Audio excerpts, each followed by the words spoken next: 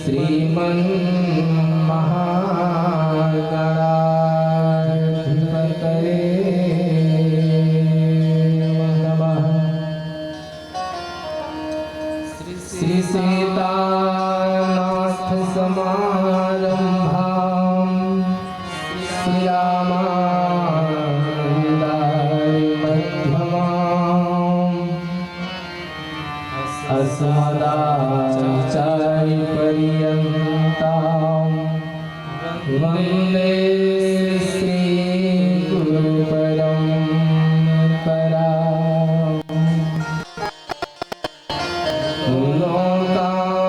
लोकाभिरामं वरदनन्दधीरं राजीवनेत्रं रघुवंशनाथं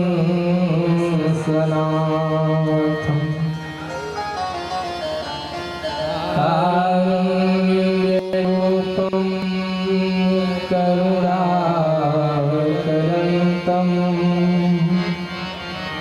श्रीरामचन्द्रं शरणं प्रपद्ये। सच्चिदानन्दरूपाय विश्वोत्पत्त्याय हेतवे तापत्रयविनाशाय श्रीकृष्णाय वयं नमः। यं प्रव्रजन्तमनुपेतमुपेतकृत्यं द्वैपायनो यः कातरहार्जुहाव।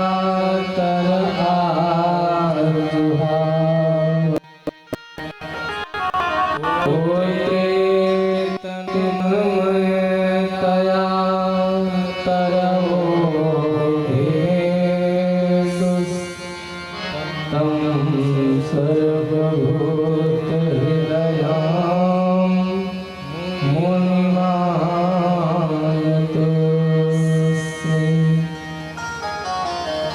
जय जय श्री राधारमण,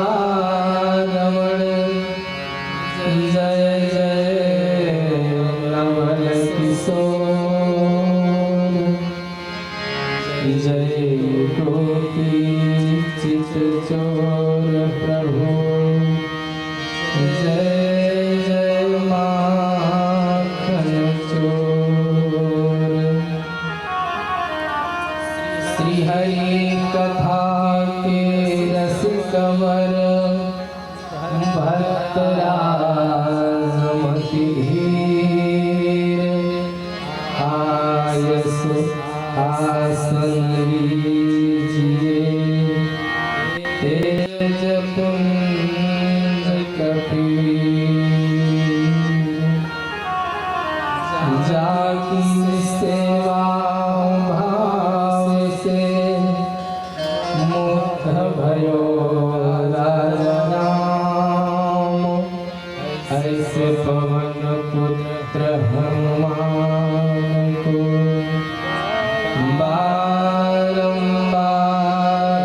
प्रणाम। विघ्न हरण मंगल करण, सुमिरौ गौरी गणेश। जय जय माता सरस्वती, जय जय भारत देश। प्रेम से बोले भारत माता की जय। सच्चिदानंद भगवान की जय। बिहारी लाल की जय। श्रीमद्भागवत महापुराण की जय। श्री व्यास भगवान की जय। श्री सुखदेव जी महाराज की जय। जय जय श्री राधे श्याम।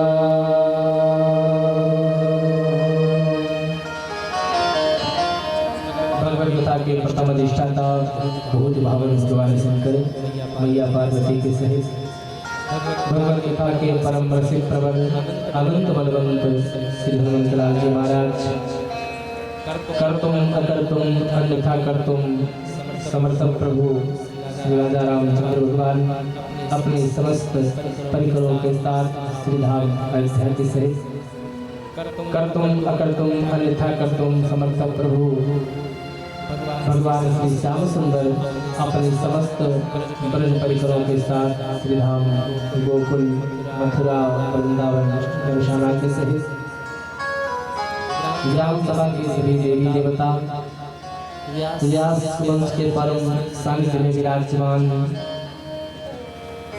जटा शंकरी पतित पावनी भागीरथी माता गंगा यजमान देव के समस्त साकेतवासी पितर पूर्वज सनक सनंदन सनातन सनत कुमार ब्रह्मर्षि भैया व्यास वंश के परम सन्निधि में व्यास पीठ को अपनी पावन ऊर्जा से आह्लादित कर रही आर्यावर्त की समस्त जीवनदायी औषधियाँ वनस्पतियाँ श्रीमद् भागवत महापुराण में सहभागिता कर रहे हैं। श्रीमद् भागवत महापुराण का सांगोपांग पाठ पारायण कर रहे हमारे परम स्नेही अनुग्रहता आई पंडित अटल बिहारी मिश्र शास्त्री जी महाराज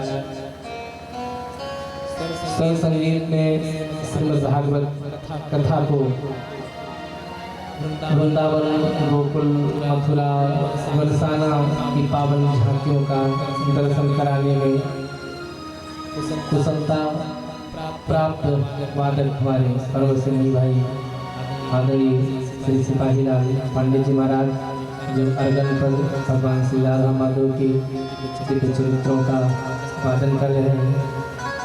पर हमारे परम स्नेही हमारे भतीजे भी हैं श्री गौरव किशोर शास्त्री जी महाराज तबले पर संगति कर रहे हैं। जथाना में कथा गुणे भैया श्री श्याम प्रकाश जी महाराज बड़ी सुंदर आपकी वादन शैली है। धन विस्तारक यंत्र को भी सकुशल संपादित कर रहे हमारे समस्त ऑपरेटर बंधु हमारे भाई पंडित जी महाराज हैं, संजय जी महाराज हैं, सुजीत जी महाराज हैं।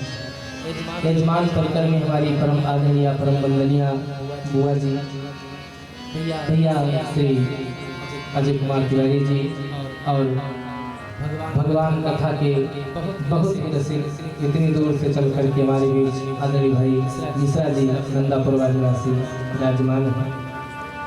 आज के इस परम महामंगल अनुष्ठान में साक्षी बन करके समस्त श्रोता समाज हम सभी को अपने आशीर्वाद से संचित कर रहा है।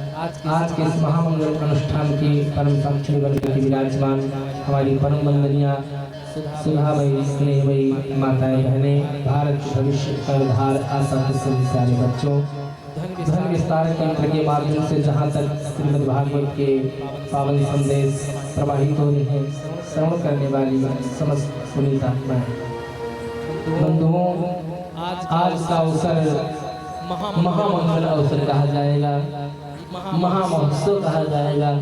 महामहोत्सव का आज प्रथम दिवस है। राम राम कहा जाता है, कृष्ण कृष्ण कहा जाता है, राधा राधा कहा जाता है। जीवा भगवान के नाम पर नर्तन करती है, ये उत्सव होता है। और जहाँ श्रीमद् भागवत की कथा प्रारंभ हो जाती है यारे महामहोत्सव होता है। आज हम सब लोग इस आर्यावर्त की प्राण भूमि कहा जाएगा कोई ग्राम सभा आज धर्म प्राण क्षेत्र बन गया है, जहाँ पर श्रीमद् भागवत की कथा स्वयं आप सभी को अपने पावन चरित्रों से अपनी पावन विचारों से अभिसिंचित करने के लिए स्वतः उतर आई है। संसार में बहुत कुछ ऐसी वस्तुएं हैं प्यारे जो आप अपने बल पौरुष से कला कौशल से इष्ट मित्रों के सहयोग से प्राप्त कर सकते हो, लेकिन भगवान की कथा और भगवान के जनों का संग और भगवान का सत्संग ये जब उन्हीं राधा माधव की दिव्य कृपा होती है तब हमें प्राप्त हो पाता है। तात मिले पुनिमात मिले सुख भ्रात मिले दिवती सुखदाई राज मिले गजबात मिले सब साज मिले मनवांछित पाई लोक मिले विलोक मिले सुरलोक मिले वैकुंठ हो जाई सुंदर और मिले सब ही सुख दुर्लभ संत समागम। संसार में जब कुछ दुर्लभ वस्तु है तो संतों का संग और भगवान की कथा का रंग। आज भगवान की अनुपम अनुकंपा हम आप सभी पर विराजमान है। माधव मास के महामंगल अवसर पर भगवान राधा माधव के चरित्रों का सुनने का अवसर प्राप्त हुआ है। बंधुओं, आज पुराण परिचय की कथा है। एक बार की बात है, भगवान भोलेनाथ माँ भवानी के साथ कैलाश पर्वत पर विराजमान है। आज भगवान बड़े प्रसन्न मन से मैया पार्वती को बार बार निहार रहे हैं। और जब मन आनंदित होता है, मन आह्लादित होता है, तो उस मन से भगवंत की कथा ही निकलती है, संत के चरित्र ही निकलते हैं। अकस्मात भगवान शिव ने मैया पार्वती से कहा, प्रिय मुझे जल पीने की इच्छा है, क्या आप पिला सकती हो? मेरी मैया उमा बड़े प्रेम से स्तन पात्र लेकर के कैलाश पर्वत से थोड़ा नीचे आई है। दिव्य झरना प्रवाहित हो रहा है, उसी से मीठा जल लिया है, ले जाकर के भगवान शिव को जलपान कराया है। बीच में ही पूज्यपाद देवर्षि नारद जी मिल जाते हैं। नारद जी हमारी मैया पार्वती की गुरुदेव भगवान भी है।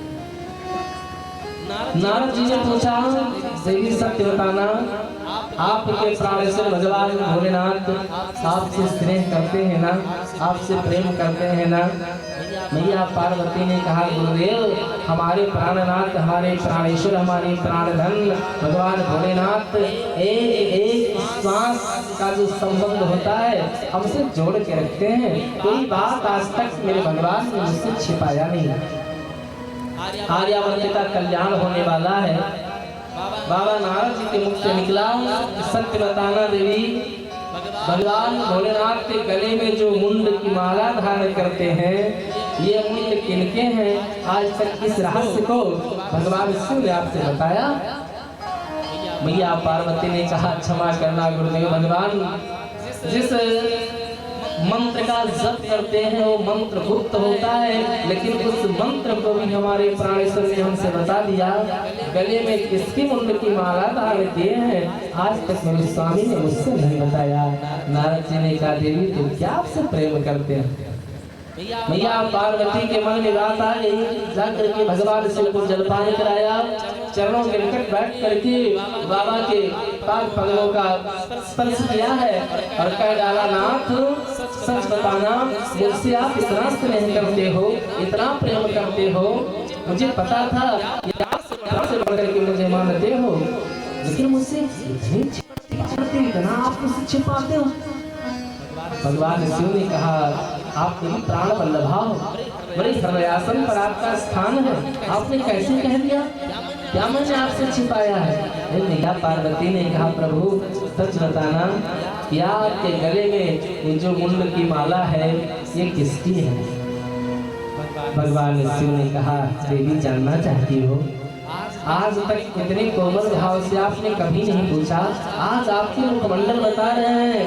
इस रहस्य को पूछने के लिए आपको किसी ने प्रेरित किया है? सच बताना देवी, कहीं रास्ते में नारद जी का दर्शन तो नहीं हुआ था? मैया पार्वती ने कहा, हाँ हमारे गुरुदेव भगवान है, मिले हैं गुरुदेव, आपको क्या? आप तो सच सच बताओ ना, ये मुंडमाला किसकी है? भगवान भोलेनाथ ने कहा, क्षमा करना प्रिय, आज तक आपने पूछा नहीं और मुझे बताने का अवसर नहीं मिला। आज आपने पूछा है ना, ये जितने मुंड हमारी माला में है ये सारे सिर आपके हैं। हे देवी, मैं आपसे इतना प्रेम करता हूँ कि जब जब तुम्हारी शरीर छूटती है तो शरीर को तो अग्नि संस्कार और आपके सिर को काट करके मैं माला बना करके अपने गले में धारण कर लेता हूँ। माता पार्वती ने कहा, प्रभु क्षमा करना, एक बात मुझसे बिना कहे नहीं रह जाती। सरकार ये बताओ, मैं मरती हूँ, आप क्यों नहीं मरते हो? भगवान भोलेनाथ ने कहा, बड़ी सुंदर बात पूछी है प्रिय, आप मरती हो, आपको हमसे तो प्रेम है, संत जनों से प्रेम है, नारद जैसे गुरु आपको जीवन में प्राप्त है, लेकिन देवी आपने कथा से प्रेम नहीं किया। और जिसका कथा से प्रेम नहीं है बाबू, वो एक बार नहीं तिल तिल मरता है, हर रोज मरता है। अगर अपने आप को सदा युवा रखना चाहते हो, सदा संस्कारी रखना चाहते हो, सदा बलवान रखना चाहते हो, चरित्रवान रखना चाहते हो और सबको छोड़ो अमर होना चाहते हो, तो भगवंत की कथा का आश्रय ले लेना प्यारे, जीवन आपका धन्य हो जाएगा। ये सूत्र भगवान शिव का है, कैलाश पर्वत से निकला है। बाबा भोलेनाथ ने कहा, देवी आपने सच पूछा है, मैं इसलिए नहीं मरता हूँ क्योंकि मैंने अमर कथा का रसपान किया है, और सच बताऊं तो अमर कथा का मैं प्रवक्ता हूँ। आप भी अगर उस कथा को श्रवण कर लो तो आप भी सदा रहोगी, कभी नहीं मरोगी। हे मैया पार्वती भगवान भोलेनाथ के चरणों में अपने सिर को रख दिया। स्वामी, कल्प वृक्ष के नीचे रह करके और एक छोटी सी वस्तु को पाने की अभिलाषिनी आपकी ये प्राण वल्लभा चूक जाए। हे नाथ, आज मुझे भी अमर कथा सुनाओ, मैं सदा आपके साथ अमर रहना चाहती हूँ। भगवान भोलेनाथ ने कहा, प्रिय इस कथा को जो सुनेगा ना वो अमर हो जाएगा, इसलिए मन लगा करके कथा को सुनना। मैया पार्वती प्रेम भाव से बाबा के सम्मुख बैठ जाती हैं। तो भगवान भोलेनाथ ने अपने डमरू को बजाया है। जैसे डमरू का नाद किया, वहाँ पर जितने पशु पक्षी हैं वो सब स्थान का त्याग कर देते हैं, लेकिन उसी वट वृक्ष के ऊपर एक सुंदर सा घोंसला है। उस घोंसला में एक सुख पक्षी विराजमान है, जिसने भी हाल ही में अपने बच्चे को जन्म दिया है।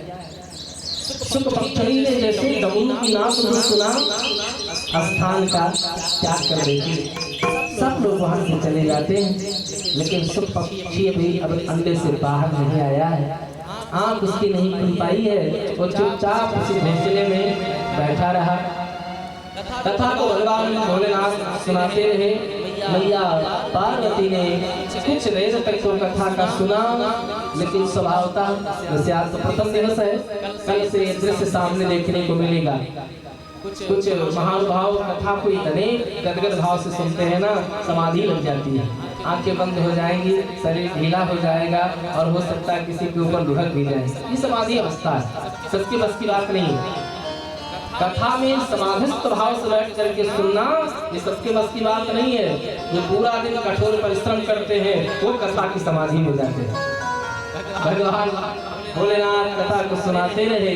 मैया पार्वती ने कुछ समय तक तो मन लगा करके कथा को सुना। अकस्मात इस आर्यावर्त का कल्याण होना हुआ और माता उमा को निद्रा देवी ने अपने गोद में ले लिया। माँ हमारी शयन अवस्था में हो जाती है तो भगवान भोलेनाथ कथा को निर्वाध गति से सुनाते रहते हैं। कथा का 3 भाव होता है, कहानी, सुनहि, अनुमोदन करहि। अरे ध्यान से सुनिएगा और 7 दिनों तक अगर आप हमारे साथ जुड़े रहे तो मैं आपको सूत्र देने का प्रयास करूंगा। कथा तो आप लोगों ने बहुत सुना है, इसी स्थान पर तमाम कथाएं हुई है। मैं आपको कथा का सूत्र देने आया हूँ, क्योंकि आदरणीय बुआ जी के सानिध्य में कथा करने का अवसर जो प्राप्त हुआ है, तो कथा तो आप लोगों ने खूब सुना है। और हमारे भैया सोनू जी का ये निवेदन था, आदेश मानते हैं कि महाराज दिव्य कथा होनी चाहिए। तो कथा तो खूब सुना है, लेकिन इस बार में कथा का सूत्र सुनेंगे। कथा कहीं भी होती है उसके 3 बिंदु होते हैं, कहानी, सुनहि, अनुमोदन करहि। कथा को वक्ता कह रहा है और श्रोता कथा को बोले सुन रहा है, और उसी में श्रोता जब अपनी मनोभाव से एकदम से आह्लाद गति को प्राप्त होता है तो ही अनुमोदन करने लगता है। अनुमोदन शरीर की वो दशा होती है कि जिसमें व्यक्ति अपने आप को भूलने लगता है। जय हो गोविंद, हर हर महादेव, जय श्री राधे, जय श्री श्याम, ये सब कथा के अनुमोदन सूत्र हैं। तो कथा का अनुमोदन मैया पार्वती कैसे कर रही हैं? हाँ हाँ हाँ हाँ, कथा बाबा कह रहे हैं। जब निद्रा देवी ने अपनी गोद में ले लिया मैया पार्वती को, तो कथा तो वक्ता निर्वात गति से प्रवाहमान कर रहा है, लेकिन अनुमोदन करने वाला सो गया। सुख पक्षी ने जितनी कथा को सुना था, उस कथा का इतना सुंदर असर पड़ा कि नेत्र खुल जाते हैं, कोमल पंख उड़ आते हैं, शरीर पुष्ट होने लगता है और उड़ने की क्षमता भी आ गई है और बोलने की कुशलता भी आ गई। सुख पक्षी ने सोचा माँ पार्वती तो सो रही है, कहीं भगवान ने भोलेनाथ कथा को कहना बंद न कर दे, इसलिए सुख पक्षी स्वयं अनुमोदन करने लगा। हाँ हाँ हाँ हाँ। और कथा जब पूरी संपन्न हो गई तो वक्ता का उस स्वभाव होता है, मंच से उतरते ही अपने लोगों के पीठ पर हाथ रखकर पूछते हैं आज की कथा कैसी रही, मौज आया कि नहीं, आनंद आया कि नहीं। हाथ बड़ा मन लगा दिया है यार, अच्छा लगे या ना लगे, हर कोई कहता अरे महाराज आज की कथा तो बात ही क्या है? जैसे भगवान शिव ने कथा को संपन्न किया, माता पार्वती के पीठ पर हाथ रखा, प्रिय कथा आपके समझ में आई, मन लगा कथा में। मैया पार्वती ने कहा क्षमा करना बाबा, मैं तो कब की ना सो गई। भगवान भोलेनाथ ने कहा देवी यदि आप सो गई थी तो कथा को कौन सुन रहा था, और जिसने कथा को सुना होगा अमर हो जाएगा, सृष्टि का क्रम प्रतिपूर्ण हो जाएगा। करूं तो क्या करूं, बाबा क्यों नहीं आए, डमरू को बजाया, नाद किया, और जो भी जीवात्मा इस कथा को सुना हो मेरे सामने आवे। कुछ पक्षी मारे डर के वही सब भागता है, आगे आगे कुछ पक्षी भगा जा रहा है और पीछे पीछे भगवान शिव ने त्रिशूल का संधान कर दिया है, उसके पीछे बाबा भी दौड़े जा रहे हैं। और कुछ पक्षी भागता हुआ पहुंचता है सरस्वती नदी के पावन तट पर। एक बड़ा सुंदर सा आश्रम है, उस आश्रम का नाम है सम्याप्रास। उसमें पारासरनंदन बाबा व्यास जी अपनी धर्म पत्नी माता अरणी देवी के साथ निवास करते हैं। संयोग से उस दिन मां अरणी ने ऋतु स्नान किया था। स्नानोपरांत करके भगवान भास्कर के पावन प्रभा में अपने गीले केशों को सुखा रही थी। जैसे सुख पक्षी आता है मां के शरीर में हलचल होती है और जम्हाई आई, जैसे जम्हाई आई मुख द्वार खुला, सुख पक्षी सीधे माता अरणी के मुख द्वार से होता हुआ उदर में प्रविष्ट हो गया। भगवान शिव का त्रिशूल आता है, वही पलट जाता है। भगवान शिव ने पूज्यपाद व्यास जी से कहा महाराज एक चोर यहाँ पर आया है, बहुमूल्य वस्तु की चोरी करके आया है। व्यास जी हंसने लगे, कहा महाराज आपके घर के जितने आभूषण हैं, जितनी सामग्रियां हैं, उसको भला कौन हाथ लगा सकता है, कौन चुरा पाएगा।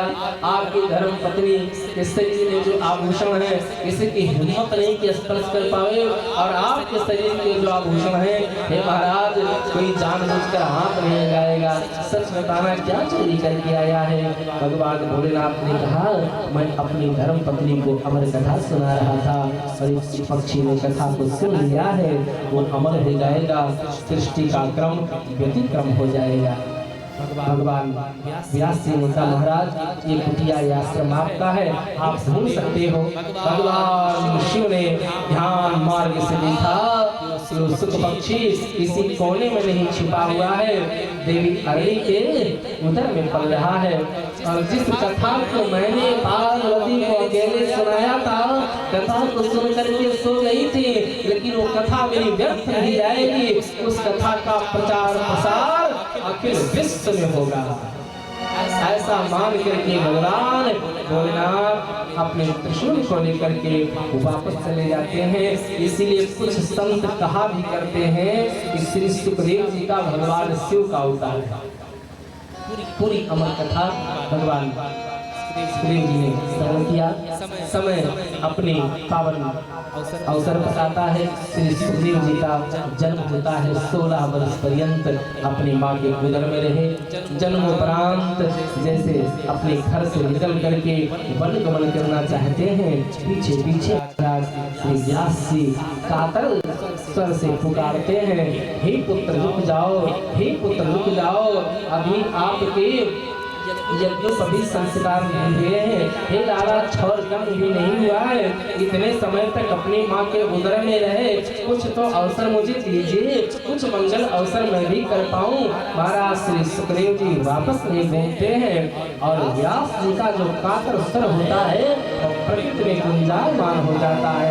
एक श्लोक स्फुट हो जाता है, यम प्रव्रजन्तु मनुते द्वैपायनो विरह कातर आभाव, पुत्रेति तन्मयतया तरवो भिनेदुस्, तं सर्वभूत हृदयां मुनिमानतोऽस्मि। कौन किसका पुत्र, कौन किसका पिता, मैं इस मायावी संसार में रह करके संतान उत्पत्ति हेतु नहीं आया हूँ। संसार की माया मुझे जकड़ लेगी। इस माया से मुक्त होने के लिए मैं वन को जा रहा। फिर भी महाराज व्यास जी ने पीछा नहीं छोड़ा है।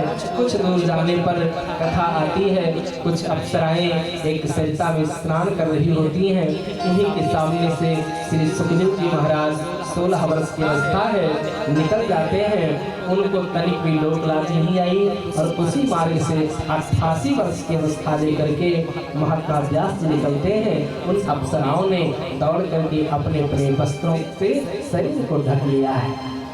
व्यास जी के मुख से निकला, देवियों, अभी हमारा 16 वर्षीय बालक, किशोर वय का बालक आपके सम्मुख से होकर के निकला, आपको लोक लाज नहीं आई। मैं तो आपके पिता के समान हूँ, दादा के समान हूँ, मुझको देख करके आपको वस्त्र पहनना पड़ा, बताइए ना ऐसा क्यों? उन सभी देवियों ने एक साथ कहा, क्षमा करना महाराज, आप संसार सागर में उतर चुके हो, आपको पता है कौन स्त्री है कौन पुरुष है, और आपके बेटे को ये नहीं पता है कौन स्त्री है कौन पुरुष है। वो संसार में भी उतरा ही नहीं है। ऐसे व्यक्ति के सामने लाज करने की क्या आवश्यकता।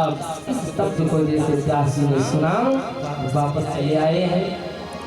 वही व्यास जी महाराज एक दिन अपनी पावन कुटिया में विराजमान है।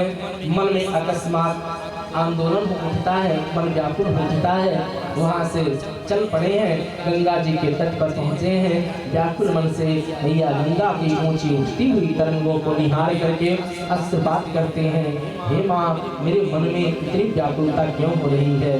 तब तक सामने से देखा श्री नारद जी आ रहे हैं। नारद जी ने व्यास जी की इस व्याकुलता को देख करके, महाराज सही बताना, आपका मन इतना व्याकुल क्यों हो रहा है। व्यास जी ने कहा, मुझे स्वयं नहीं पता है कि मेरे मन में व्याकुलता क्यों हो रही है, लेकिन ध्यान रखना प्यारे, आज महात्मा व्यास जी के मन की व्याकुलता में ही हम कलयुग के निवासियों को, कलयुग में जी रहे लोगों को एक रास्ता भी प्रदान कर दिया है, एक पथ बना दिया है, जिस पथ पर चल करके हम कुछ कर तुम अगर तुम अन्यथा कर तुम समर्थ प्रभु वैकुंठाधिपति भगवान श्री हरि का दर्शन कर सकते हैं। महाराज नारद जी ने कहा, मुनिराज, आपकी व्याकुलता का कारण मैं समझ गया। जिस प्रकार आप व्याकुल हो रहे हो ना, इसी प्रकार एक समय मैं भी व्याकुल हुआ था। और हमारी बात छोड़ो, हमारे पूज्य पिता ब्रह्मा जी भी व्याकुल हुए थे। ब्रह्मा जी की व्याकुलता को शांत करने के लिए भगवान श्री हरि ने 8 श्लोक सुना करके उनकी व्याकुलता शांत किया। जब मुझको यह रोग लगा तो पूज्य पिताजी ने वही 4 श्लोक सुना करके मेरे मन को शांत किया। हे महाराज, मेरा मन करता है वही 4 श्लोक का गान आप करो, और आपसे प्रार्थना है उस 4 श्लोकों को हेतु बना करके भगवान श्री राधा माधव के दिव्य चरित्र की रचना कर डालो। महाराज व्यास जी बहुत प्रसन्न हुए हैं। उसी 4 श्लोक को लेकर के अपने समयाप्रास आश्रम में आए हैं। इसके पहले जो 17 पुराण श्री व्यास जी के द्वारा लिखे गए थे, पुराणों से 1000 श्लोक का चयन किया है। कितना हो गए? बोला करें आप लोग। 17 पुराणों से 1000 श्लोक का चयन किया। कितना श्लोक हुआ? 17,000। और 4 श्लोक नारद जी के द्वारा मिला। कितना हुआ? 17,004 श्लोक। और 996 श्लोक ज्ञान भक्ति वैराग्य इन मार्गों को पुष्ट करने हेतु श्री व्यास जी ने अनेक रचना किया। कुल मिला करके 18,000 श्लोक, 335 अध्याय, 12 स्कंद श्रीमद् भागवत के प्राण के रूप में विराजमान है। किसी किसी पुराण अंतर्गत चर्चा आती है, विद्वानों के श्रीमुख से सुनने को मिला है। श्री व्यास भगवान ने श्लोकों को बोला है, उच्चारण किया है और भगवान गणपति ने श्रीमद् भागवत की कथा को लिखा है। यह कथा हम सब लोगों के लिए कृताप नाशनी होगी। तीनों प्रकार के ताप, दैहिक दैविक भौतिक तीनों प्रकार के ताप का शमन करने वाली होगी। जिस कथा को हम सब लोग बड़े प्रेम से बड़ी श्रद्धा के साथ कल से बैठ करके सायंकाल बेला में जैसा आप लोगों का आदेश होगा, क्योंकि आप सब लोग जमीन पर बैठते हैं तो जमींदार हैं और हम चौकी पर बैठते हैं तो चौकीदार हैं। जमींदार का जैसा आदेश होगा चौकीदार उसका पालन करेगा। कथा कितने बजे से होगी, कितने बजे तक कथा का ऐसा स्वागत हम करेंगे, ये सब आप लोग तय करके बताएंगे। उस तरीके से कल से कथा प्रारंभ होगी। अब आज यहीं पर वाणी विराम करते हुए आइए भजन का श्रवण करते हैं। फिर श्रीमद् भागवत भगवान की आरती होगी और कल के लिए सबको भाव भरा सादर आमंत्रण है। सभी लोग अपने अपने दैनिक कार्यों को मात्र कुछ समय के लिए विराम देना पड़ेगा। बंधुओं, बहुत बड़े जीवन के कर्म जब उदित होते हैं तो ऐसा अवसर प्राप्त होता है। बाकी तो संसार मौका आइए सुंदर श्रवण करते हुए कथा को विराम करते हैं।